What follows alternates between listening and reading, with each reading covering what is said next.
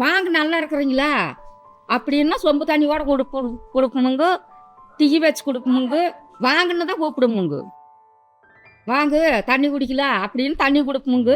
சாப்பாடு நேரமாச்சுன்னா சாப்பாடு போட்டு ஆக்கி சாப்பாடு போடுமுங்க. அவங்க சாப்பிட்றதுன்னா சாப்பிடுவாங்க, இல்லை டீயோட போடுறதுன்னா போவாங்கங்க. அவங்கள சும்மாவாலும் விட மாட்டோமுங்க. விருந்தோம்பல் என்பது தமிழ் கலாச்சாரத்தினுடைய ஒரு பகுதின்றது நீங்க திருக்குறள்ல இருந்து பார்த்தா திரு செல்விருந்து ஓம்பி வருவிருந்து பார்த்திருப்பான் நல்விருந்து வானவர்க்குன்னு அவர் சொல்றாரு.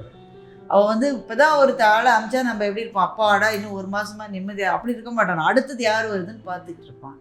உண்மையிலேயே அப்படி இருக்கிறவங்கள நாங்க பார்த்துருக்கோம். நல்லவங்களா தான் இருக்க முடியும். நானும் சுய புத்தி அதுதானுங்க. இவனை கௌரவமாக பேசுகிறதோ வழக்கமோ அதெல்லாம் நம்மக்கிட்ட கிடையாதுங்க. உள்ளாத உள்ளபடியே சொல்கிறது தானுங்க. டீ வேணால் நான் டீ வச்சு தரேன், உங்களுக்கு வர டீ வேணால் அது சுக்கு காப்பி போட்டு வச்சு தரேன். இப்போ நீங்கள் ஒரு டம்ளர் குடிங்க. அந்த மாதிரி ஒரு விருந்தோம்பல் நான் எங்கேயுமே பார்த்தது கிடையாது. சிட்டிலேயே இருக்கோம். இப்போ யாரான வீட்டுக்கு வந்துட்டாங்க, ஐயோ வீட்டுக்கு வந்துட்டானே இப்போ நான் என்ன பண்ண போறேன் அப்படின்னு இருக்கும். வேற அந்த ஊர்ல எல்லாம் அவங்களுக்கு அன்னைக்கு சாப்பிட்றதுக்கு ஒன்றும் இருக்காது. ஆனா நம்ம போகும்போது நம்மள ராஜா மாதிரி ட்ரீட் பண்ணுவாங்க. நீ என் வீட்டுக்கு வந்திருக்க, நான் உனக்கு என்னால முடிஞ்சதை உனக்கு சமைச்சு கொடுக்குறேன். அந்த விருந்தோம்பல் அது அங்கதான் பார்க்க முடியும். அது உணவுனாலதான் வரும். எதுவும் கிடையாதுங்க. நாங்கள் அன்னைக்கு அன்னாடு பாடுபட்டு சாப்பிட்றது வேற எல்லாம் ஒன்றும் இல்லைங்க. எங்கள் கேட்டா நீங்கள் வேணா சாப்பிடுங்க, கருட்டி வேணா இல்லை டீ வச்சு தர சாப்பிடுங்க.